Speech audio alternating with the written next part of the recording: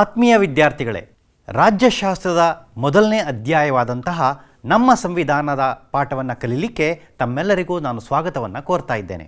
ನಾನು ಶ್ರೀನಿವಾಸ್ ಪ್ರಸಾದ್ ಎಂ, ಸಮಾಜ ವಿಜ್ಞಾನ ಶಿಕ್ಷಕರು, ಸಂತ ಜೋಸೆಫ್ರ ಇಂಡಿಯನ್ ಪ್ರೌಢಶಾಲೆಯಲ್ಲಿ ನಾನು ನನ್ನ ಕರ್ತವ್ಯವನ್ನು ನಿರ್ವಹಿಸ್ತಾ ಇದ್ದೇನೆ. ಈ ದಿನ ರಾಜ್ಯಶಾಸ್ತ್ರದ ಮೊದಲನೇ ಅಧ್ಯಾಯವಾದಂತಹ ನಮ್ಮ ಸಂವಿಧಾನದ ಬಗ್ಗೆ ನಿಮ್ಮೊಂದಿಗೆ ಕೆಲವೊಂದಷ್ಟು ವಿಚಾರಗಳನ್ನು ಚಟುವಟಿಕೆಗಳ ಮುಖಾಂತರ ಹಂಚಿಕೊಳ್ಳಲಿಕ್ಕೆ ಬಯಸ್ತಾ ಇದ್ದೇನೆ. ತಾವೆಲ್ಲರೂ ರೆಡಿ ಇದ್ದೀರಾ ಅಲ್ವಾ? ಒಂದು ಪುಸ್ತಕವನ್ನು, ಒಂದು ಪೆನ್ನು ಹಾಗೂ ಲಭ್ಯವಿದ್ದಲ್ಲಿ ಪಠ್ಯಪುಸ್ತಕವನ್ನು ನೀವು ತೆಗೆದಿಟ್ಕೊಂಡ್ರೆ ಈ ಪಾಠ ಹೆಚ್ಚು ಅರ್ಥವಾಗುತ್ತೆ ಅಂತ ಹೇಳಿ ನಾನು ಭಾವಿಸಿದ್ದೇನೆ ಮಕ್ಕಳೇ. ಮೊದಲಿಗೆ ಈ ಪಾಠದಲ್ಲಿ ನಾವು ಏನೇನು ಓದ್ತಿದ್ದೀವಿ ಮಕ್ಕಳೇ? ಈ ಅಧ್ಯಾಯದಲ್ಲಿ ಕೆಳಗಿನ ಅಂಶಗಳನ್ನು ನಾವು ತಿಳಿತೀವಿ. ಯಾವುದು ನೋಡಿ, ಇಲ್ಲಿ ಸಂವಿಧಾನ ರಚನೆ, ಸಂವಿಧಾನದ ಪ್ರಾಮುಖ್ಯತೆ ಏನು, ಸಂವಿಧಾನದ ಕರಡು ಸಮಿತಿ ಹಾಗೂ ಸಂವಿಧಾನದ ಪ್ರಸ್ತಾವನೆ ಅಂಥೇಳಿ 4 ಅಂಶಗಳನ್ನು ನಿಮಗೆ ಕೊಟ್ಟಿದ್ದೇನೆ. ಸಂವಿಧಾನದ ರಚನೆ ಹೇಗಾಯಿತು ನಮ್ಮ ದೇಶದಲ್ಲಿ, ಅದೇ ರೀತಿ ಸಂವಿಧಾನದ ಪ್ರಾಮುಖ್ಯತೆ ಏನು, ನಮ್ಮ ದೇಶಕ್ಕೆ ಸಂವಿಧಾನ ಯಾವ ಕಾರಣಕ್ಕಾಗಿ ಬೇಕು ಅನ್ನೋದನ್ನು ನಾವು ತಿಳ್ಕೊಳ್ತಿದ್ವಿ. ಹಾಗೆ ಸಂವಿಧಾನದ ಕರಡು ಸಮಿತಿ ಹೇಗೆ ರಚನೆ ಆಯಿತು, ಅವರು ಯಾವ ರೀತಿ ಯಾವ ಅಂಶಗಳನ್ನು ಒಳಗೊಂಡು ಸಂವಿಧಾನವನ್ನು ರಚನೆಯನ್ನು ಮಾಡಿದರು, ಹಾಗೆಯೇ ಸಂವಿಧಾನದ ಪ್ರಸ್ತಾವನೆಯಲ್ಲಿ ಏನು ಹೇಳುತ್ತೆ, ಸಂವಿಧಾನದ ಪ್ರಸ್ತಾವನೆಯಲ್ಲಿರ್ತಕ್ಕಂತಹ ಪ್ರಮುಖ ಲಕ್ಷಣಗಳು ಯಾವ್ಯಾವುದು, ಈ ಎಲ್ಲ ಅಂಶಗಳನ್ನು ನಾವು ಈ ತರಗತಿಯಲ್ಲಿ ತಿಳಿದುಕೊಳ್ತಾ ಇದ್ದೀವಿ ಮಕ್ಕಳೇ. ಇದನ್ನು ತಿಳಿದುಕೊಳ್ಳೋದಕ್ಕೆ ಮುಂಚೆ ನಾವು ಒಂದು ಸಣ್ಣ ಚಟುವಟಿಕೆಯಲ್ಲಿ ಭಾಗವಹಿಸೋಣ ಮಕ್ಕಳೇ. ನಿಮಗೆ ಒಂದಷ್ಟು ಚಿತ್ರಗಳನ್ನು ನಾನು ತೋರಿಸ್ತೀನಿ. ಆ ಚಿತ್ರಗಳನ್ನು ನೋಡಿ ಆ ಚಿತ್ರಕ್ಕೆ ಸಂಬಂಧಿಸಿದಂತಹ ಪ್ರಶ್ನೆಗೆ ನೀವು ಉತ್ತರವನ್ನು ಹೇಳ್ತೀರಾ. ಉತ್ತರವನ್ನು ಏನು ಮಾಡಬೇಕು, ನೀವು ಆ ಪುಸ್ತಕದಲ್ಲಿ ಬರೀಬೇಕು. ನೀವು ಉತ್ತರವನ್ನು ಬರೆದಿದ್ದೆ ಆದರೆ ನಂತರ ನಾನು ನಿಮಗೆ ಉತ್ತರವನ್ನು ಕೊಡ್ತೀನಿ. ನೀವು ಆ ಉತ್ತರ ಜೊತೆಗೆ ನೀವೇನು ಮಾಡ್ಬೋದು, ನೀವು ಕಂಪೇರ್ ಮಾಡ್ಕೊಳ್ಬಹುದು. ರೆಡಿ ಇದ್ದೀರಾ ಅಲ್ವಾ ಮಕ್ಕಳೇ? ಈಗ ಮೊದಲನೇ ಪ್ರಶ್ನೆ ನಿಮಗೆ ಬಂತು. ನೋಡಿ ಮಕ್ಕಳೇ, ಮೂಲಭೂತ ಹಕ್ಕುಗಳು ನಮಗೆ ಹೇಗೆ ದೊರಕಿವೆ ಅಂತ ಹೇಳ್ತೀರಿ? ಹೇಗೆ ದೊರಕಿದೆ?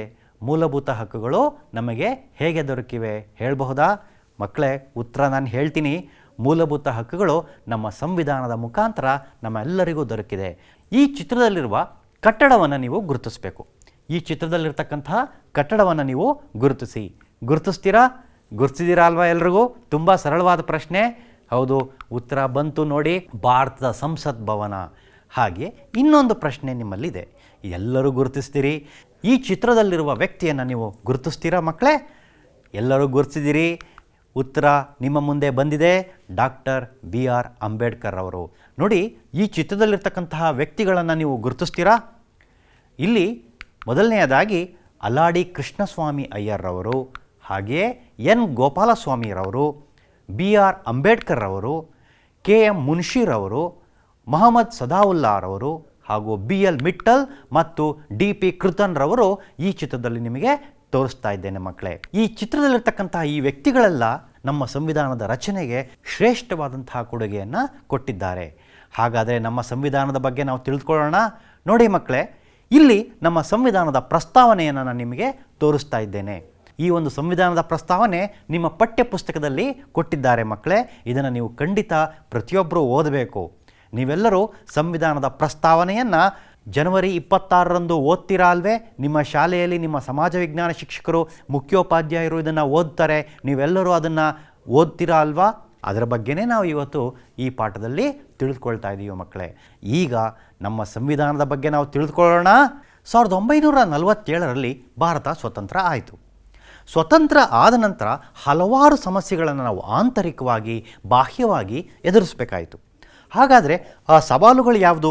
ನೀವು ಪಟ್ಟಿ ಮಾಡ್ಬೋದಾ? ಹಾಗಾದರೆ ತೆಗೆದುಕೊಳ್ಳಿ, ತಡ ಯಾಕೆ?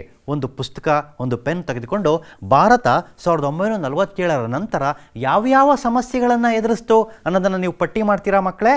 ಮೊದಲನೇದಾಗಿ ನಮ್ಮ ದೇಶದ ನೆರೆಹೊರೆಯ ರಾಷ್ಟ್ರಗಳಾದಂತಹ ಶ್ರೀಲಂಕಾ, ಪಾಕಿಸ್ತಾನ, ಬಾಂಗ್ಲಾದೇಶ ಹಾಗೂ ನೇಪಾಳದಿಂದ ಲಕ್ಷಗಟ್ಟಲೆ ನಿರಾಶ್ರಿತರು, ವಲಸಿಗರಾಗಿ ಬಂದರು.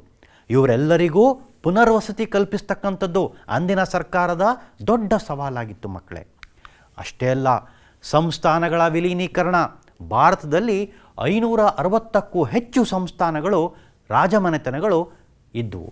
ಆ ಎಲ್ಲ ಸಂಸ್ಥಾನಗಳನ್ನು ನಾವು ಭಾರತದ ಒಕ್ಕೂಟದೊಳಗಡೆ ಸೇರಿಸ್ಕೊಳ್ಬೇಕಾಗಿತ್ತು.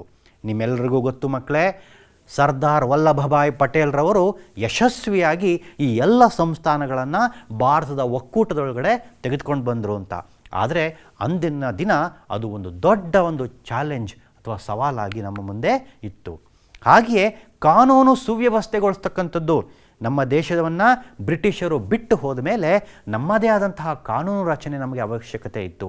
ಆ ಕಾನೂನುಗಳನ್ನು ಸುವ್ಯವಸ್ಥೆಗೊಳಿಸ್ತಕ್ಕಂಥದ್ದು ನಮ್ಮ ಅಂದಿನ ದೊಡ್ಡ ಸವಾಲಾಗಿತ್ತು ಮಕ್ಕಳೇ. ಅಷ್ಟೇ ಅಲ್ಲ, ಆಡಳಿತ ನಿರ್ವಹಣೆಗಾಗಿ ಹಲವಾರು ಹೊಸ ಹೊಸ ಕಾನೂನುಗಳನ್ನು ಮಾಡಬೇಕಾಗಿತ್ತು. ಸಂವಿಧಾನ ರಚನೆಯಂತಹ ಬಹಳ ದೊಡ್ಡ ಸವಾಲು ನಮ್ಮ ಮುಂದೆ ಇತ್ತು ಮಕ್ಕಳೇ. ಈ ಸವಾಲನ್ನು ನಾವು ದಿಟ್ಟವಾಗಿ ಎದುರಿಸಬೇಕಾಗಿತ್ತು. ಈ ಎಲ್ಲ ಸಮಸ್ಯೆಗಳನ್ನು ನಮ್ಮ ರಾಷ್ಟ್ರ ಅಂದಿನ ದಿನ ಎದುರಿಸಬೇಕಾಗಿತ್ತು ಮಕ್ಕಳೇ. ಈ ಎಲ್ಲವೂ ಭಾರತ ಎದುರಿಸಿದಂತಹ ಸವಾಲುಗಳ ಪಟ್ಟಿ.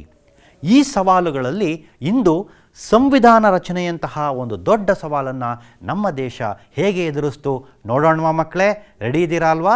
ಎಲ್ಲರೂ ತಿಳ್ಕೊಳ್ಳೋಣವಾ? ಈಗ ನೋಡಿ, ಹಾಗಾದರೆ ಸಂವಿಧಾನ ಎಂದರೇನು? ಏನು ಸಂವಿಧಾನ ಅಂದರೆ? ಯೋಚನೆ ಮಾಡಿ ಮಕ್ಕಳೇ. ನೋಡಿ, ಸಂವಿಧಾನ ಎಂದರೆ ಒಂದು ರಾಷ್ಟ್ರದ ಮೂಲಭೂತ ಕಾನೂನನ್ನು ಸಂವಿಧಾನ ಎಂದು ಕರೆಯುತ್ತೇವೆ. ಎಷ್ಟು ಚೆನ್ನಾಗಿದೆ ನೋಡಿ ಮಕ್ಕಳೇ.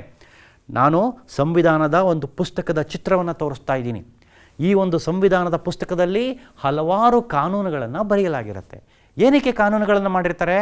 ಆಡಳಿತ ವ್ಯವಸ್ಥೆಯನ್ನು ಸುವ್ಯವಸ್ಥಿತಗೊಳಿಸಲು, ಕ್ರಮಬದ್ಧಗೊಳಿಸಲು ನಾವೇನು ಮಾಡಿರ್ತೀವಿ? ಕಾನೂನುಗಳನ್ನು ಮಾಡಿರ್ತೀವಿ. ಈ ಕಾನೂನುಗಳ ಒಂದು ಪುಸ್ತಕವನ್ನೇ ನಾವೇನಂತೀವಿ? ಸಂವಿಧಾನ ಅಂತೀವಿ. ಹಾಗಾದರೆ ಸಂವಿಧಾನದ ಪ್ರಾಮುಖ್ಯತೆ ಏನು ಮಕ್ಕಳೇ? ಒಂದು ಸಾರ್ವಭೌಮ ರಾಷ್ಟ್ರಕ್ಕೆ ಸಂವಿಧಾನದ ಅವಶ್ಯಕತೆ ಏನಿದೆ ತಿಳ್ಕೊಳ್ಬೇಕಲ್ವೇ ಮಕ್ಕಳೇ? ನಾವು ಸಂವಿಧಾನವನ್ನು ಅರ್ಥ ಮಾಡ್ಕೊಳ್ಳೋಕ್ಕೆ ಹೊರಟಿದ್ದೀವಿ. ಆದರೆ ಸಂವಿಧಾನದ ಪ್ರಾಮುಖ್ಯತೆಯನ್ನು ತಿಳ್ಕೊಂಡ ನಂತರ ಸಂವಿಧಾನದ ರಚನಾ ಸಭೆಯ ಬಗ್ಗೆ, ರಚನೆಯ ರೀತಿಯ ಬಗ್ಗೆ ನಾವು ನೋಡೋಣ ಮಕ್ಕಳೇ. ನೋಡಿ, ನಿಮ್ಮ ಟಿ ವಿ ಸ್ಕ್ರೀನ್ ಮುಂದೆ ನಾನು ತೋರಿಸ್ತಾ ಇದ್ದೀನಿ. ಸಂವಿಧಾನವು ಆಡಳಿತ ವ್ಯವಸ್ಥೆಗೆ ಚೌಕಟ್ಟನ್ನು ಒದಗಿಸುತ್ತೆ. ಆಡಳಿತವು ಹೀಗೇ ಇರಬೇಕು, ಆಡಳಿತದ ರೂಪುರೇಷೆಗಳು ಹೇಗಿರಬೇಕು ಅನ್ನೋದನ್ನು ಅದು ತೋರಿಸ್ಕೊಡುತ್ತೆ. ಸಂವಿಧಾನವು ಸರ್ಕಾರ ಮತ್ತು ವ್ಯಕ್ತಿಗಳ ನಡುವೆ ಉತ್ತಮ ಸಂಬಂಧಗಳನ್ನು ಅದು ಏರ್ಪಡಿಸುತ್ತೆ ಮಕ್ಕಳೇ. ಅದು ಬಹಳ ಇಂಪಾರ್ಟೆಂಟು. ನಾವೆಲ್ಲರೂ ಸಂವಿಧಾನದ ಬಗ್ಗೆ ತಿಳ್ಕೊಳ್ತಾ ಇದ್ದೀವಿ, ಅದರ ಪ್ರಾಮುಖ್ಯತೆಯನ್ನು ನಾವು ಅರ್ಥ ಮಾಡ್ಕೋಬೇಕು. ಕೇಂದ್ರ ಮತ್ತು ರಾಜ್ಯ ಸರ್ಕಾರಗಳ ನಡುವಿನ ಸಂಬಂಧ ಹಾಗೂ ಕೇಂದ್ರ ಸರ್ಕಾರ ಮತ್ತು ವ್ಯಕ್ತಿಗಳ ನಡುವೆ, ರಾಜ್ಯ ಸರ್ಕಾರ ಮತ್ತು ವ್ಯಕ್ತಿಗಳ ನಡುವೆ ಇರುವ ಸಂಬಂಧಗಳನ್ನು ಅದು ಉತ್ತಮಪಡಿಸುತ್ತೆ, ಏರ್ಪಡಿಸುತ್ತೆ ಮಕ್ಕಳೇ. ಅಷ್ಟೇ ಅಲ್ಲ, ಸರ್ಕಾರ ನಿರ್ವಹಿಸಬೇಕಾದ ಕಾರ್ಯಕ್ಕೆ ಮಾರ್ಗಸೂಚಿಯನ್ನು ಅದು ಒದಗಿಸುತ್ತೆ ಮತ್ತು ಮಾರ್ಗಸೂಚಿಯಾಗಿ ಅದು ಕಾರ್ಯನಿರ್ವಹಿಸುತ್ತೆ ಮಕ್ಕಳೇ. ಸರ್ಕಾರ ಯಾವ ರೀತಿ ಕೆಲಸಗಳನ್ನು ಮಾಡಬೇಕು, ಸರ್ಕಾರದ ಜವಾಬ್ದಾರಿಗಳೇನು, ಸರ್ಕಾರದ ಮಿತಿಗಳೇನು, ಸರ್ಕಾರ ಈ ಅಂಶಗಳನ್ನು ಯಾವ ರೀತಿ ನಿರ್ವಹಿಸಬೇಕು ಅನ್ನೋದನ್ನು ಅದು ಸ್ಪಷ್ಟವಾಗಿ ಅದು ಹೇಳುತ್ತೆ ಮಕ್ಕಳೇ. ಅದಕ್ಕಾಗಿ ನಮಗೆ ಸಂವಿಧಾನ ಪ್ರಾಮುಖ್ಯತೆ ಆಗುತ್ತೆ. ಇಲ್ಲಿ ನೋಡಿ, ಈ ಅಂಶಗಳು ಹೇಳುತ್ತೆ ಸರ್ಕಾರದ ಅಂಗಗಳಾದಂತಹ ಶಾಸಕಾಂಗ, ಕಾರ್ಯಾಂಗ ಹಾಗೂ ನ್ಯಾಯಾಂಗಗಳ ನಡುವೆ ಸಮನ್ವಯವನ್ನು ಸಾಧಿಸುತ್ತೆ. ಶಾಸಕಾಂಗದ ಮಿತಿಗಳೇನು, ಜವಾಬ್ದಾರಿಗಳೇನು, ಕಾರ್ಯಾಂಗದ ಚೌಕಟ್ಟು ಏನು, ನ್ಯಾಯಾಂಗಕ್ಕಿರ್ತಕ್ಕಂತಹ ಜವಾಬ್ದಾರಿಗಳೇನು, ಈ ಎಲ್ಲವನ್ನ ಅದು ಸ್ಪಷ್ಟವಾಗಿ ಹೇಳ್ಕೊಡ್ತಾ, ಅಷ್ಟೇ ಅಲ್ಲ ಮಕ್ಕಳೇ, ಶಾಸಕಾಂಗ, ಕಾರ್ಯಾಂಗ ಮತ್ತು ನ್ಯಾಯಾಂಗಗಳ ನಡುವೆ ಸಮನ್ವಯವನ್ನು ಸಾಧಿಸಲು ಇದು ನೆರವಾಗುತ್ತೆ ಮಕ್ಕಳೇ. ಇದರಿಂದ ನಾವು ಸಂವಿಧಾನದ ಪ್ರಾಮುಖ್ಯತೆಯನ್ನು ತಿಳ್ಕೋಬೋದು. ಇದೆಲ್ಲ ಕಾರಣಗಳಿಂದಾಗಿ ಸಂವಿಧಾನದ ಪ್ರಾಮುಖ್ಯತೆ ನಮಗೆ ಅರ್ಥವಾಗುತ್ತೆ ಮಕ್ಕಳೇ. ಮುಂದೆ ನೋಡೋಣ ಮಕ್ಕಳೇ. ಈ ಎಲ್ಲ ಪ್ರಾಮುಖ್ಯತೆಯನ್ನು ಮನಗಂಡಂತಹ ನಮ್ಮ ಸಂವಿಧಾನ ತಜ್ಞರು ಮೊದಲು ಒಂದು ಸಂವಿಧಾನ ರಚನಾ ಸಭೆಯನ್ನು ನಾವು ಮಾಡಿಕೊಳ್ಬೇಕು ಅಂತ ಹೇಳಿ ಒಂದು ಸಂವಿಧಾನ ರಚನಾ ಸಭೆಯನ್ನು ರಚಿಸಲಿಕ್ಕೆ ಮುಂದಾದರು. ಸಂವಿಧಾನ ರಚನೆಗೆ ಸಂಬಂಧಿಸಿದಂತೆ ಮೋತಿಲಾಲ್ ನೆಹರು ಸಮಿತಿಯ ಶಿಫಾರಸು ಮತ್ತು 1939ರ ರಾಷ್ಟ್ರೀಯ ಕಾಂಗ್ರೆಸ್ನ ಅಂದರೆ ಕರಾಚಿ ಅಧಿವೇಶನದ ನಿರ್ಣಯಗಳು ಪ್ರೇರಕವಾದವು. ಯಾವ ಎರಡು ಅಂಶಗಳು ಪ್ರೇರಕವಾದವು ಸಂವಿಧಾನ ರಚನಾ ಸಭೆಗೆ? ಒಂದು, ಮೋತಿಲಾಲ್ ನೆಹರು ಸಮಿತಿಯ ವರದಿ ಮತ್ತು 1939ರ ರಾಷ್ಟ್ರೀಯ ಕಾಂಗ್ರೆಸ್ನ ಕರಾಚಿ ಅಧಿವೇಶನದ ನಿರ್ಣಯಗಳು ಪ್ರೇರಕವಾಗ್ತವೆ ಮಕ್ಕಳೇ. ಈ ಎರಡೂ ಅಂಶಗಳು ಭಾರತ ಸಂವಿಧಾನದ ರಚನಾ ಸಭೆಗೆ ಪ್ರೇರಕವಾಗಿದ್ದವು ಮಕ್ಕಳೇ. ಈಗ ನೋಡೋಣ, ಸಂವಿಧಾನ ರಚನೆ ಮಾಡಲು ಕ್ಯಾಬಿನೆಟ್ ಆಯೋಗದ ಶಿಫಾರಸಿನ ಅನ್ವಯ 1946ರಲ್ಲಿ ಭಾರತೀಯರಿಂದ ಕೂಡಿದ, ಇದು ಬಹಳ ಮುಖ್ಯ. ಭಾರತೀಯರಿಂದ ಕೂಡಿದ ಸಂವಿಧಾನ ರಚನಾ ಸಭೆಯನ್ನು ರಚಿಸಲಾಯಿತು ಮಕ್ಕಳೇ. ನೀವೆಲ್ಲರೂ ಇಲ್ಲಿ ಚಿತ್ರಗಳನ್ನು ನೋಡ್ತಾ ಇದ್ದೀರಿ ನೋಡಿ.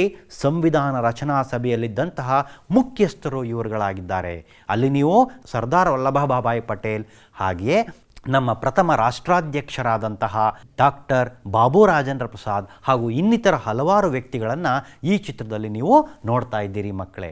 ಈಗ ಇಲ್ಲಿ ನೋಡಿ ಮಕ್ಕಳೇ, ಭಾರತದ ಸಂವಿಧಾನ ರಚನಾ ಸಭೆಯು 389 ಸದಸ್ಯರನ್ನು ಒಳಗೊಂಡಿತ್ತು. ಭಾರತವು ಇಬ್ಬಾಗವಾಗಿ ಸ್ವತಂತ್ರಗೊಂಡ ನಂತರ ಅದು 389ರಿಂದ 299 ಸದಸ್ಯರನ್ನು ಒಳಗೊಂಡಿತ್ತು. ಅಂದರೆ ಭಾರತ ಇಬ್ಬಾಗವಾಗಿ ಪಾಕಿಸ್ತಾನ ಒಂದು ಪ್ರತ್ಯೇಕ ರಾಷ್ಟ್ರವಾಗಿ ರಚನೆ ಆದ ನಂತರ ನಮ್ಮ ಸಂವಿಧಾನ ರಚನಾ ಸಭೆಯ ಸದಸ್ಯರ ಸಂಖ್ಯೆ 389ರಿಂದ 299ಕ್ಕೆ ಇಳಿಯಿತು. ಆ 299 ಜನ ಸದಸ್ಯರ ಒಂದು ಸಮಿತಿಯಲ್ಲಿ ನಮ್ಮ ಮೈಸೂರು ಸಂಸ್ಥಾನದಿಂದ 7 ಜನ ನಾಮಕರಣಗೊಂಡಿರ್ತಾರೆ ಮಕ್ಕಳೇ. ಇದನ್ನು ನೀವು ಗಮನ ಇಟ್ಟು ನೋಡ್ಕೊಳ್ಬೇಕು. ಇದು ಸಂವಿಧಾನ ರಚನಾ ಸಭೆಯಲ್ಲಿ ಭಾಗವಹಿಸಿದಂತಹ ಸದಸ್ಯರ ಒಂದು ಚಿತ್ರವನ್ನು ನಾನು ನಿಮಗೆ ತೋರಿಸ್ತಾ ಇದ್ದೀನಿ ಮಕ್ಕಳೇ. ಭಾರತ ಸಂವಿಧಾನ ರಚನಾ ಸಭೆಯ ಮೊದಲ ಅಧಿವೇಶನ ಡಿಸೆಂಬರ್ 9, 1946ರಂದು ಕರೆಯಲಾಯಿತು ಮಕ್ಕಳೇ. ಅದು ಒಂದು ಐತಿಹಾಸಿಕ ದಿನ, ಸುವರ್ಣಾಕ್ಷರಗಳಲ್ಲಿ ಬರೆದಿರ್ತಕ್ಕಂತಹ ಒಂದು ದಿನ ಆಗಿರುತ್ತೆ. ಅಂದು ಸಚ್ಚಿದಾನಂದ ಸಿನ್ಹಾರವರನ್ನು ಹಂಗಾಮಿ ಅಧ್ಯಕ್ಷರನ್ನಾಗಿ, ತಾತ್ಕಾಲಿಕ ಅಧ್ಯಕ್ಷರನ್ನಾಗಿ ಅವತ್ತು ಮಾಡಲಾಯಿತು. ಆ ಇದ್ದಂತಹ ಸದಸ್ಯರಲ್ಲಿ ಸಚ್ಚಿದಾನಂದ ಸಿನ್ಹಾರವರು ಅತ್ಯಂತ ಹಿರಿಯರಾಗಿದ್ದರಿಂದ ಅವರನ್ನು ಸಂವಿಧಾನ ರಚನಾ ಸಭೆಯ ಒಂದು ಹಂಗಾಮಿ ಅಧ್ಯಕ್ಷರನ್ನಾಗಿ ಆಯ್ಕೆ ಮಾಡಲಾಯಿತು ಮಕ್ಕಳೇ. ಈಗ ನೋಡೋಣ ಸಂವಿಧಾನ ರಚನಾ ಸಭೆಯ ಮುಖ್ಯಸ್ಥರು. ಈ ಚಿತ್ರದಲ್ಲಿ ನೀವು ನೋಡ್ತಾ ಇದ್ದೀರಿ, ಈ ಎಲ್ಲ ಮಹನೀಯರು ಸಂವಿಧಾನ ರಚನಾ ಸಭೆಯ ಮುಖ್ಯಸ್ಥರಾಗಿ ಅವರು ಅಲ್ಲಿ ಕಾರ್ಯವನ್ನು ನಿರ್ವಹಿಸ್ತಾ ಇದ್ರು. ಈ ಎಲ್ಲರನ್ನು ನೀವು ಗುರುತಿಸಬಹುದಾ? ನಾನು ನಿಮಗೆ ಅದಕ್ಕಾಗಿ ಒಂದು ಚಟುವಟಿಕೆಯನ್ನು ತಂದಿದ್ದೀನಿ ಮಕ್ಕಳೇ. ನೀವೆಲ್ಲರೂ ಸಕ್ರಿಯರಾಗಿ ಭಾಗವಹಿಸಿ ಆ ಮಹನೀಯರನ್ನು ಹೆಸರಿಸ್ತೀರಾ. ನಾನು ಚಿತ್ರಗಳನ್ನು ತೋರಿಸ್ತೇನೆ, ಆ ಚಿತ್ರಗಳನ್ನು ನೋಡ್ತಾ ನೀವು ಆ ಮಹನೀಯರನ್ನು ಗುರುತಿಡಿತೀರಾ ಮಕ್ಕಳೇ. ನೋಡಿ, ಈಗ ನಿಮ್ಮ ಟಿ ವಿ ಸ್ಕ್ರೀನ್ ಮೇಲೆ ಬಂದಿದೆ. ಈ ಥರನ್ನ ನೀವು ಗುರುತಿಸ್ತೀರಾ? ಎಲ್ಲರೂ ಗುರುತಿಸಿದಿರಿ. ಹೌದು, ಜವಾಹರ್ಲಾಲ್ ನೆಹರು, ಚಾಚಾ ನೆಹರು ಅಂತ ಹೇಳಿ ಕರೆಸ್ಕೊಳ್ತಾರೆ. ಈಗ ಇನ್ನೊಂದು ಚಿತ್ರವನ್ನು ನಾನು ನಿಮಗೆ ತೋರಿಸ್ತೀನಿ. ಈ ವ್ಯಕ್ತಿ ಯಾರು? ಹೌದು, ಕರೆಕ್ಟ್, ಸರ್ದಾರ್ ವಲ್ಲಭಭಾಯ್ ಪಟೇಲ್ರವರು. ಈಗಾಗಲೇ ನೀವು ಚಟುವಟಿಕೆಯಲ್ಲಿ ಗುರುತಿಸಿದ್ದೀರಿ. ಈ ವ್ಯಕ್ತಿಯನ್ನು ನೀವು ಗುರುತಿಸ್ತೀರಾ? ಸರಿ ಇದೆ, ಡಾಕ್ಟರ್ BR ಅಂಬೇಡ್ಕರ್ ಅವರು. ಈಗ ಇನ್ನೊಬ್ಬ ವ್ಯಕ್ತಿಯನ್ನು ನಾನು ನಿಮಗೆ ತೋರಿಸ್ತಾ ಇದ್ದೀನಿ. ಈ ವ್ಯಕ್ತಿಯನ್ನು ನೀವು ಗುರುತಿಸಬಹುದಾ? ಯಾರು? ಮೌಲಾನಾ ಅಬ್ದುಲ್ ಕಲಾಂ ಆಜಾದ್. ಇವರು ಸಂವಿಧಾನ ರಚನಾ ಕಾರ್ಯದಲ್ಲಿನ ಸದಸ್ಯರು. ಇವರಲ್ಲದೆ ಇನ್ನಷ್ಟು ಜನ ಸಂವಿಧಾನ ರಚನಾ ಕಾರ್ಯದಲ್ಲಿ ಇದ್ದರು. ಇಲ್ಲಿ ನೋಡಿ, ಡಾಕ್ಟರ್ BR ಅಂಬೇಡ್ಕರ್ ಅವರ ಜೊತೆ ಕೂತಿರ್ತಕ್ಕಂತಹ ಮತ್ತೋರ್ವ ಮಹನೀಯರನ್ನ ನೀವು ಗುರುತಿಸಬಲ್ಲಿರಾ? ಅವರೂ ಸಹ ಸಂವಿಧಾನ ರಚನಾ ಕಾರ್ಯದಲ್ಲಿ ಸದಸ್ಯರಾಗಿದ್ದರು. ಹೌದಾ? ಯಾರದು? ಸಿ ರಾಜಗೋಪಾಲಾಚಾರಿ, ಚಕ್ರವರ್ತಿ ರಾಜಗೋಪಾಲಾಚಾರಿಯವರು. ಇವರು ಕಟ್ಟಕಡೆಯ ಗವರ್ನರ್ ಜನರಲ್ ಸಹ ಆಗಿದ್ದರು ಮಕ್ಕಳೇ. ಈಗ ನೋಡೋಣ, ಇನ್ನೊಂದು ಚಿತ್ರ ನಿಮಗೆ ನಾನು ತೋರಿಸ್ತಾ ಇದ್ದೀನಿ. ಇವರನ್ನು ನೀವು ಗುರುತಿಸಬಹುದೇ ಮಕ್ಕಳೇ? ಇವರನ್ನು KM ಮುನ್ಷಿ ಅಂಥೇಳಿ ನಾವು ಗುರುತಿಸ್ತೇವೆ. ಹಾಗೆ ಇನ್ನೊಬ್ಬ ವ್ಯಕ್ತಿಯನ್ನು ನಾವು ತೋರಿಸ್ತಾ ಇದ್ದೇನೆ. ಈಕೆಯನ್ನು ನೀವು ಗುರುತಿಸ್ತೀರಾ? ಈಕೆಯೂ ಸಹ ಸಂವಿಧಾನ ರಚನಾ ತಂಡದಲ್ಲಿ ಸದಸ್ಯರಾಗಿದ್ದರು. ಇವರು ಯಾರು? ಶ್ರೀಮತಿ ಸರೋಜಿನಿ ನಾಯ್ಡು. ಹಾಗೆಯೇ ಈಕೆಯನ್ನು ನೀವು ಗುರುತಿಸಬಹುದಾ? ಈಕೆ ಯಾರು? ಅಲ್ಲೇ ಕಾಣಿಸ್ತಾ ಇದೆ, ಇಂಗ್ಲೀಷ್ನಲ್ಲಿ ಕೊಟ್ಟಿದ್ದಾರೆ, ಸುಚೇತಾ ಕೃಪಲಾನಿ. ಸುಚೇತಾ ಕೃಪಲಾನಿ ಇವರೆಲ್ಲರೂ ಸಂವಿಧಾನ ರಚನಾ ಕಾರ್ಯದ ಇತರ ಸದಸ್ಯರಾಗಿದ್ದರು ಮಕ್ಕಳೇ. ಸಂವಿಧಾನ ರಚನಾ ಕಾರ್ಯದಲ್ಲಿ ಕರ್ನಾಟಕದಿಂದ 7 ಸದಸ್ಯರುಗಳು ನಾಮನಿರ್ದೇಶನಗೊಂಡಿದ್ದರು.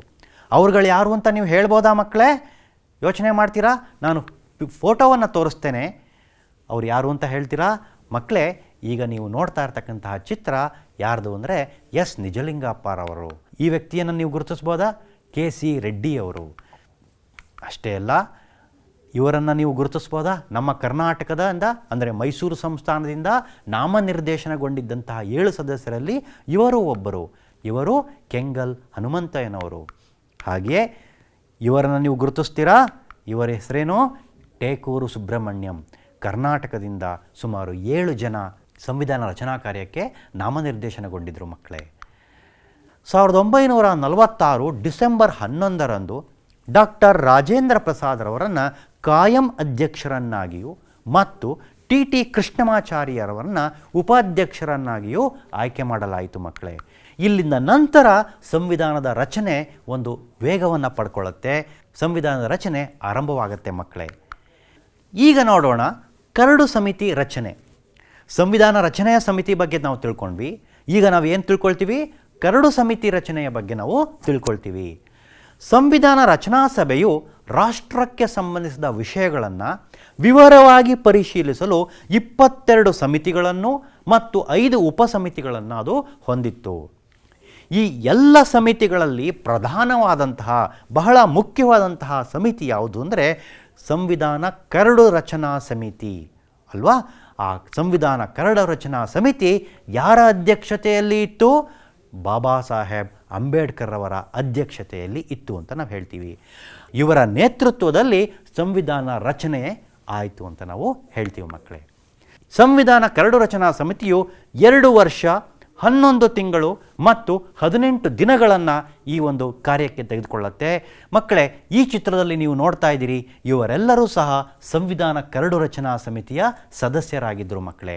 ಅಲ್ಲಿ ಡಾಕ್ಟರ್ BR ಅಂಬೇಡ್ಕರ್ ಹಾಗೂ ಇನ್ನಿತರ ಹಲವಾರು ಸದಸ್ಯರುಗಳು ಸಕ್ರಿಯರಾಗಿ ಭಾಗವಹಿಸ್ತಾ ಸಂವಿಧಾನ ಕರಡು ರಚನೆಯಲ್ಲಿ ಭಾಗವಹಿಸ್ತಾರೆ ಮಕ್ಕಳೇ. ಇಲ್ಲಿ ನೀವು ನೋಡ್ತಾ ಇದ್ದೀರಿ, ಈ ಚಿತ್ರದಲ್ಲಿ ನಮ್ಮ ಭಾರತದ ಸಂವಿಧಾನ ಹಾಗೂ ಡಾಕ್ಟರ್ BR ಅಂಬೇಡ್ಕರ್ ಅವರು ನಮ್ಮ ಮೊದಲ ರಾಷ್ಟ್ರಾಧ್ಯಕ್ಷರಾದಂತಹ ಬಾಬು ರಾಜೇಂದ್ರ ಪ್ರಸಾದ್ರವರಿಗೆ ಹಸ್ತಾಂತರ ಮಾಡ್ತಾ ಇದ್ದಾರೆ. ಇದು ಬಾಬು ರಾಜೇಂದ್ರ ಪ್ರಸಾದ್ರವರು ಆ ಕರಡು ಸಮಿತಿಯ ವರದಿಯನ್ನು ಸ್ವೀಕರಿಸ್ತಾರೆ. ನಂತರ ಜನವರಿ 26, 1950ರಂದು ಈ ಒಂದು ಸಂವಿಧಾನವನ್ನು ಅಧಿಕೃತವಾಗಿ ಜಾರಿಗೆ ತರ್ತಾರೆ. ಅವತ್ತಿಂದ ಭಾರತ ಗಣತಂತ್ರವಾಗುತ್ತೆ ಮಕ್ಕಳೇ. ಸಂವಿಧಾನದ ಕರಡು ಪ್ರತಿಯನ್ನು ಡಾಕ್ಟರ್ BR ಅಂಬೇಡ್ಕರ್ ಅವರು ಮೊದಲ ರಾಷ್ಟ್ರಾಧ್ಯಕ್ಷರಾದಂತಹ ಬಾಬು ರಾಜೇಂದ್ರ ಪ್ರಸಾದ್ರವರಿಗೆ ಹಸ್ತಾಂತರಿಸ್ತಾ ಇದ್ದಾರೆ ಮಕ್ಕಳೇ. ಡಿಸೆಂಬರ್ 17, 1946ರಂದು ಡಾಕ್ಟರ್ BR ಅಂಬೇಡ್ಕರ್ ಅವರು ಭಾಷಣವನ್ನು ಮಾಡ್ತಾರೆ. ಎಷ್ಟು ಸೊಗಸಾಗಿತ್ತು ಆ ಭಾಷಣ ಗೊತ್ತಾ? ತಾವೆಲ್ಲರೂ ಕೇಳ್ತೀರಾ ಭಾಷಣವನ್ನು? ಡಾಕ್ಟರ್ BR ಅಂಬೇಡ್ಕರ್ ಅವರ ಧ್ವನಿಯನ್ನು ನೀವು ಈಗ ಕೇಳಲಿಕ್ಕೆ ರೆಡಿ ಇದ್ದೀರಾ ಅಲ್ವಾ?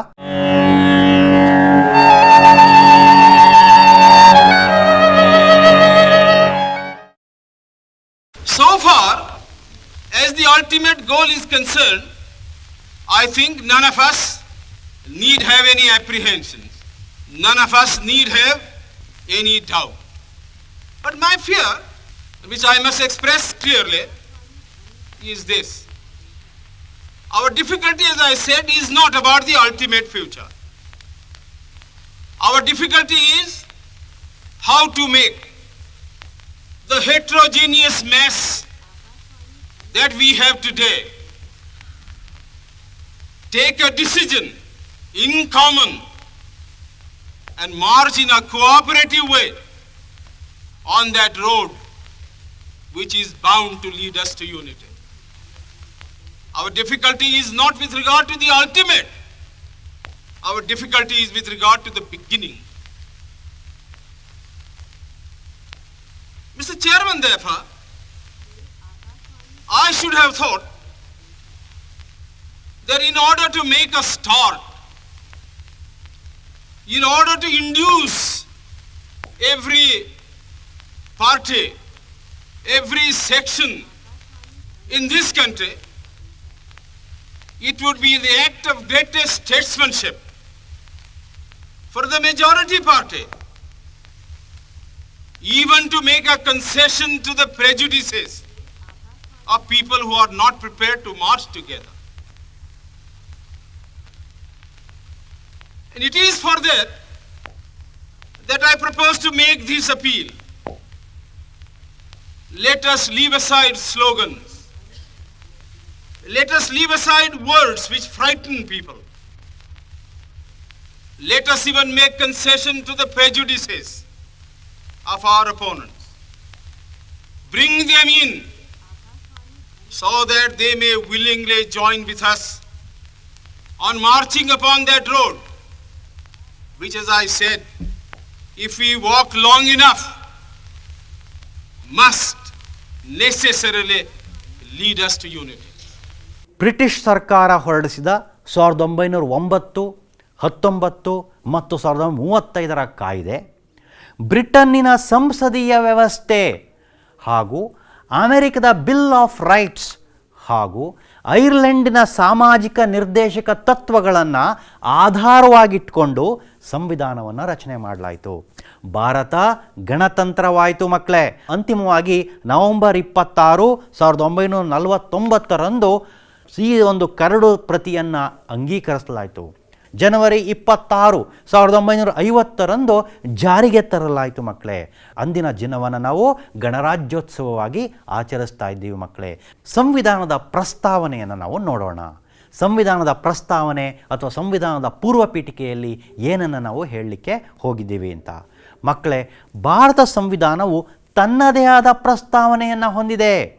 ಸಂವಿಧಾನದ ಪ್ರಸ್ತಾವನೆ ಅನೇಕರ ವಿಚಾರಧಾರೆಗಳನ್ನು ಒಳಗೊಂಡಿದೆ ಮಕ್ಕಳೇ. ಸಂವಿಧಾನದ ರೂಪುರೇಷೆ, ಮೌಲ್ಯ, ಸಿದ್ಧಾಂತ ಮತ್ತು ಉದ್ದೇಶಗಳ ಸಾರಾಂಶವೇ ನಮ್ಮ ಸಂವಿಧಾನದ ಪ್ರಸ್ತಾವನೆಯಾಗಿದೆ ಮಕ್ಕಳೇ. ಈ ಪ್ರಸ್ತಾವನೆಯು ಡಿಸೆಂಬರ್ 13, 1946 ಜವಾಹರಲಾಲ್ ನೆಹರೂರವರು ಮಂಡಿಸಿದ ಧ್ಯೇಯಗಳ ನಿರ್ಣಯವನ್ನು ಸಂವಿಧಾನ ರಚನಾ ಸಭೆ ಜನವರಿ 22, 1947 ಅಂಗೀಕರಿಸಿತು. ಅದನ್ನು ಸಂವಿಧಾನ ಪ್ರಸ್ತಾವನೆಯ ಪೂರ್ವ ಪೀಠಿಕೆಯಲ್ಲಿ ನಾವು ಗಮನಿಸ್ತೀವಿ ಮಕ್ಕಳೇ. ಈ ನಿರ್ಣಯವು ಭಾರತದ ಸ್ವಾತಂತ್ರ್ಯ, ಗಣರಾಜ್ಯ, ಪ್ರಜೆಗಳ ಪರಮಾಧಿಕಾರ, ಜನತೆಯ ಸಾಮಾಜಿಕ, ಆರ್ಥಿಕ ಹಾಗೂ ರಾಜಕೀಯ ನ್ಯಾಯ ಒದಗಿಸುವುದಾಗಿ ಇದು ತಿಳಿಸಿದೆ ಮಕ್ಕಳೇ. ನಮ್ಮ ಸಂವಿಧಾನದ ಪೂರ್ವ ಪೀಠಿಕೆಯು ತುಂಬ ಅರ್ಥಗರ್ಭಿತವಾಗಿದ್ದು ದೇಶದ ರಾಜಕೀಯ ವ್ಯವಸ್ಥೆಯ ಚಿತ್ರಣವನ್ನೇ ಅದು ಚಿತ್ರಿಸುತ್ತೆ ಮಕ್ಕಳೇ. ಹಾಗಾದರೆ ಅದರ ಬಗ್ಗೆ ನಾವು ತಿಳಿದುಕೊಳ್ಳೋಣ ಮಕ್ಕಳೇ. ನೋಡಿ, ನಮ್ಮ ಸಂವಿಧಾನ ನಮ್ಮ ಕೈದೀಪವಾಗಿದೆ. ಇದನ್ನು ಕೆಲವರು ಸಂವಿಧಾನದ ಒಡವೆ ಅಂತ ಬಣ್ಣಿಸಿದ್ದಾರೆ ಮಕ್ಕಳೇ. KM ಮುನ್ಷಿಯವರು, ನೀವು ಆಗಲೇ ಅವರ ಚಿತ್ರವನ್ನು ನೋಡಿದ್ದೀರಿ. ಸಂವಿಧಾನ ತಜ್ಞರಾದಂತಹ KM ಮುನ್ಷಿಯವರು ಏನು ಹೇಳ್ತಾರೆ, ಇದು ರಾಜಕೀಯ ಜಾತಕ ಅಂತ ಹೇಳಿದ್ದಾರೆ. ನೋಡಿ, KM ಮುನ್ಷಿರವರು ನಮ್ಮ ಸಂವಿಧಾನದ ಪ್ರಸ್ತಾವನೆಯ ಪೂರ್ವ ಪೀಠಿಕೆಯನ್ನು ರಾಜಕೀಯ ಜಾತಕ ಅಂತ ಹೇಳಿ ಕರೆದಿದ್ದಾರೆ ಮಕ್ಕಳೇ. ಇದನ್ನು ಆಧಾರವಾಗಿಟ್ಕೊಂಡು ನಾವು ಇನ್ನೊಂದಷ್ಟು ಅಂಶಗಳನ್ನು ನಾವು ತಿಳ್ಕೊಳ್ಳೋಣ. ಇವರು KM ಮುನ್ಷಿ. ಭಾರತದ ಪ್ರಜೆಗಳಾದ ನಾವು, ನೋಡಿ, ನಮ್ಮ ಸಂವಿಧಾನ ಪೂರ್ವ ಪೀಠಿಕೆಯಲ್ಲಿ ಯಾವ ರೀತಿ ಬರೆದಿದ್ದೇವೆ ನಾವು, ಭಾರತದ ಪ್ರಜೆಗಳಾದ ನಾವು. ಎಷ್ಟು ಚೆನ್ನಾಗಿದೆ ಅಂತಂದರೆ, ಭಾರತದ ಪ್ರಜೆಗಳಿಂದಲೇ ಅಧಿಕಾರವನ್ನು ನಾವು ತೆಗೆದುಕೊಂಡಿದ್ದೇವೆ. ಭಾರತದ ಪ್ರಜೆಗಳಾದ ನಾವು ನಮಗೋಸ್ಕರ ಈ ಒಂದು ಕಾನೂನನ್ನು ಮಾಡಿಕೊಂಡಿದ್ದೇವೆ. ಭಾರತ ಸಂವಿಧಾನವು ಭಾರತೀಯರಿಂದಲೇ ರಚಿತಗೊಂಡು ಭಾರತೀಯರಿಗಾಗಿಯೇ ರಚಿತಗೊಂಡಿದೆ ಮಕ್ಕಳೇ. ಭಾರತೀಯ ಸಂವಿಧಾನವು ಭಾರತೀಯರಿಂದಲೇ ರಚಿತಗೊಂಡು ನಾವೆಲ್ಲರೂ ಭಾರತೀಯರು ಎಂಬ ಭಾವನೆ ಹೊಂದಿ ಎಲ್ಲರ ಆಶೋತ್ತರಗಳನ್ನು ಕಾಪಾಡೋದರಲ್ಲಿ ಶ್ರಮ ವಹಿಸ್ತಾ ಇದೆ ಮಕ್ಕಳೇ. ಸಾರ್ವಭೌಮ ರಾಷ್ಟ್ರ ಅಂತ ನಾವು ಹೇಳ್ಕೊಂಡಿದ್ದೇವೆ. ನಮ್ಮ ಸಂವಿಧಾನದ ಪೂರ್ವ ಪೀಠಿಕೆಯಲ್ಲಿ ಪರಮಾಧಿಕಾರ ಸಂಪನ್ನ ರಾಷ್ಟ್ರ, ಸಾರ್ವಭೌಮ ರಾಷ್ಟ್ರ ಅಂಥೇಳಿ ನಮ್ಮನ್ನು ನಾವು ಕರೆದುಕೊಂಡಿದ್ದೇವೆ. ಭಾರತವು ಪ್ರಪಂಚದ ಯಾವುದೇ ರಾಷ್ಟ್ರದ ಅಧೀನವಾಗಿರದೆ ಸಾರ್ವಭೌಮ ರಾಷ್ಟ್ರವಾಗಿದೆ ಮಕ್ಕಳೇ. ವಿಶ್ವದ ಯಾವುದೇ ಬಣಕ್ಕೆ ನಾವು ಸೇರಿಲ್ಲ ಮಕ್ಕಳೇ. ಯಾವುದೇ ಬಣಕ್ಕೆ, ಅಮೆರಿಕವಾಗಲಿ ಅಥವಾ ರಷ್ಯಾದ ಬಣಕ್ಕೆ ನಾವು ಸೇರಿಕೊಳ್ಳದೆ ನಮ್ಮದೇ ಆದಂತಹ ಸ್ವತಂತ್ರ ನಿಲುವನ್ನು ನಾವು ಹೊಂದಿದ್ದೇವೆ. ಸ್ವತಂತ್ರವಾದಂತಹ ವಿದೇಶಾಂಗ ನೀತಿಯನ್ನು ನಾವು ಹೊಂದಿದ್ದೇವೆ. ಹಾಗೆಯೇ ಅಲಿಪ್ತ ನೀತಿಯನ್ನು ಅನುಸರಿಸ್ತಾ ಯೋಜನಾ ಪದ್ಧತಿಗಳನ್ನು ಅನುಸರಿಸಿ ಆಂತರಿಕ ಮತ್ತು ಬಾಹ್ಯ ಪರಮಾಧಿಕಾರವನ್ನು ನಮ್ಮ ಭಾರತ ದೇಶ ಪಡೆದಿದೆ ಅಂಥೇಳಿ ನಾವು ಇಲ್ಲಿ ಹೇಳ್ತಾ ಇದ್ದೀವಿ. ಅದನ್ನು ಸಂವಿಧಾನದ ಪೂರ್ವ ಪೀಠಿಕೆಯಲ್ಲಿ ಬಹಳ ಸ್ಪಷ್ಟವಾಗಿ ಅದನ್ನು ನಮೂದಿಸಿದ್ದೇವೆ ಮಕ್ಕಳೇ. ಹಾಗೆಯೇ ನಮ್ಮ ಸಂವಿಧಾನದಲ್ಲಿ ಸಮಾಜವಾದ ಅಂತಕ್ಕಂತಹ ಒಂದು ಪದವನ್ನು 1976 ಸಂವಿಧಾನಕ್ಕೆ ಮಾಡಿದಂತಹ 42ನೇ ತಿದ್ದುಪಡಿಯ ಮೂಲಕ ಅಳವಡಿಸಿಕೊಳ್ಳಲಾಗಿದೆ. ಹಾಗಾದರೆ ಸಮಾಜವಾದ ಅಂದರೆ ಏನು? ಸಮಾಜವಾದವನ್ನು ತಿಳ್ಕೊಳ್ಳೋಣ ಮಕ್ಕಳೇ. ಸಮಾಜವಾದ ಅಂದರೆ ಭಾರತವನ್ನು ಸುಖಿ ರಾಜ್ಯ ಮತ್ತು ಸಮಾಜವಾದಿ ರಾಷ್ಟ್ರವನ್ನಾಗಿ ಮಾಡ್ತಕ್ಕಂಥದ್ದು. ಅಂದ್ರೇನು? ಸಮಾಜವಾದಿ ತತ್ವಗಳನ್ನು ಆಧರಿಸಿ ಸಮಾಜವಾದಿ ತತ್ವಗಳನ್ನು ಪ್ರಜಾಪ್ರಭುತ್ವದ ಮೂಲಕ ಜಾರಿಗೆ ತರಲು ಸಾಧ್ಯ ಎಂಬತಕ್ಕಂಥದ್ದು ಸಂವಿಧಾನದ ಪೂರ್ವ ಪೀಠಿಕೆಯು ಸೂಚಿಸುತ್ತೆ ಮಕ್ಕಳೇ. ಇದನ್ನು ನಾವು ನಮ್ಮ ಪೂರ್ವ ಪೀಠಿಕೆಯಲ್ಲಿ ನಮೂದಿಸಿದ್ದೇವೆ. ಹಾಗೆಯೇ ರಾಜ್ಯ ನಿರ್ದೇಶಕ ತತ್ವಗಳನ್ನು ಸಹ ನಾವಲ್ಲಿ ಸೂಚಿಸಿದ್ದೇವೆ ಮಕ್ಕಳೇ. ರಾಜ್ಯ ನಿರ್ದೇಶಕ ತತ್ವಗಳು ಕೇಂದ್ರ ಮತ್ತು ರಾಜ್ಯ ಸರ್ಕಾರಗಳಿಗೆ ಅವುಗಳ ಜವಾಬ್ದಾರಿಗಳನ್ನು ಕಾಲಕಾಲಕ್ಕೆ ಎಚ್ಚರಿಸ್ತಾ ಇರುತ್ತೆ. ರಾಜ್ಯ ನಿರ್ದೇಶಕ ತತ್ವಗಳು ಕೇಂದ್ರ ಮತ್ತು ರಾಜ್ಯ ಸರ್ಕಾರಗಳ ಜವಾಬ್ದಾರಿಯನ್ನು ಸೂಚಿಸತಕ್ಕಂಥದ್ದಾಗಿದೆ. ಸಮಾಜವಾದಿ ರಾಷ್ಟ್ರ ನಿರ್ಮಾಣದ ಬುನಾದಿಯಾದಂತಹ ರಾಜ್ಯ ನಿರ್ದೇಶಕ ತತ್ವಗಳನ್ನು 42ನೇ ತಿದ್ದುಪಡಿ ಮೂಲಕ ನಾವು ಅಳವಡಿಸಿಕೊಳ್ಳಲಾಗಿದೆ ಮಕ್ಕಳೇ.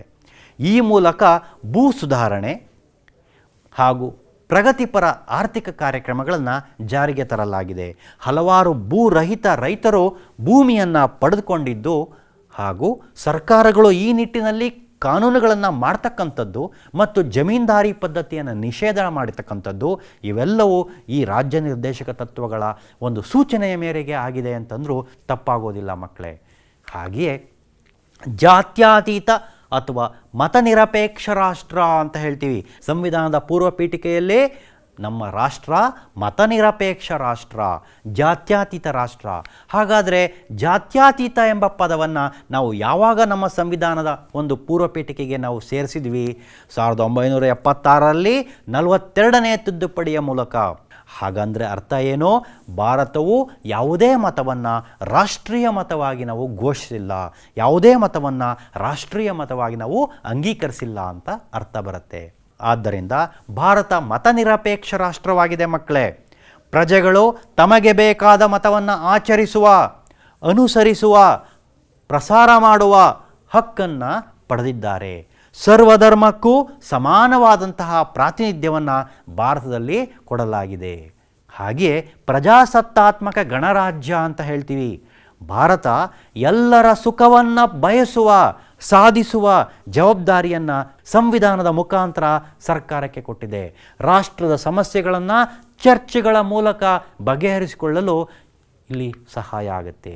ಅಷ್ಟೇ ಅಲ್ಲ, 5 ವರ್ಷಗಳಿಗೊಮ್ಮೆ ನಡೆಯುವ ಸಾರ್ವತ್ರಿಕ ಚುನಾವಣೆಯಲ್ಲಿ ವಯಸ್ಕ ಮತದಾನ ಮತ್ತು ಮುಕ್ತ ಮತದಾನ ಪದ್ಧತಿಯನ್ನು ನಾವು ಜಾರಿಗೊಳಿಸಿರ್ತಕ್ಕಂಥದ್ದು ಈ ಒಂದು ಪ್ರಜಾಸತ್ತಾತ್ಮಕ ಗಣರಾಜ್ಯವನ್ನು ಅದು ಸೂಚಿಸುತ್ತೆ ಮಕ್ಕಳೇ. ಈ ಪಾಠದಲ್ಲಿರ್ತಕ್ಕಂತಹ ಎಲ್ಲ ಅಂಶಗಳನ್ನು ನೀವು ತಿಳಿದುಕೊಂಡ್ರಿ.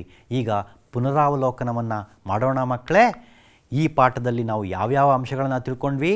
ಸಂವಿಧಾನ ರಚನೆ ಹೇಗೆ ಆಗಿದೆ, ಸಂವಿಧಾನದ ಪ್ರಾಮುಖ್ಯತೆ ಏನು, ಸಂವಿಧಾನದ ಅರ್ಥವೇನು, ಸಂವಿಧಾನದ ಕರಡು ಸಮಿತಿಯಲ್ಲಿ ಯಾವ ಯಾವ ಸದಸ್ಯರಿದ್ದರು, ಸಂವಿಧಾನ ರಚನಾ ಸಭೆಯಲ್ಲಿ ಇದ್ದಂತಹ ಮೈಸೂರು ಸಂಸ್ಥಾನದ ಪ್ರತಿನಿಧಿಗಳು ಯಾರು, ಹಾಗೂ ಸಂವಿಧಾನದ ಪ್ರಸ್ತಾವನೆಯನ್ನು ನೀವು ಕೂಲಂಕುಷವಾಗಿ ಅಧ್ಯಯನವನ್ನು ಮಾಡಿದ್ರಿ ಮಕ್ಕಳೇ.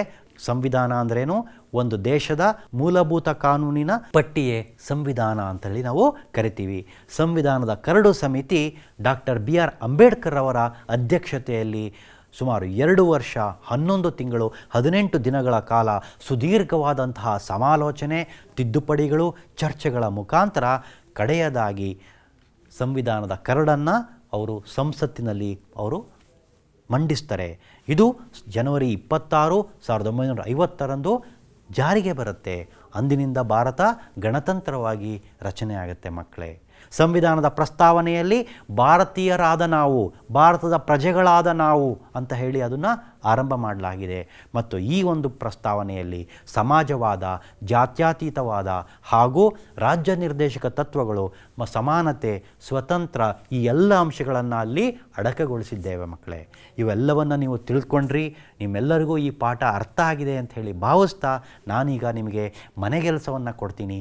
ನಿಮ್ಮ ಪಠ್ಯಪುಸ್ತಕದಲ್ಲಿ ಪುಟ ಸಂಖ್ಯೆ 54ರಲ್ಲಿ ಒಂದಷ್ಟು ಪ್ರಶ್ನೆಗಳಿದೆ.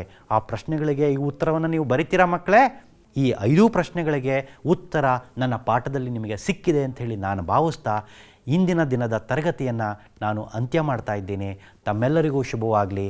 ನಮಸ್ಕಾರ.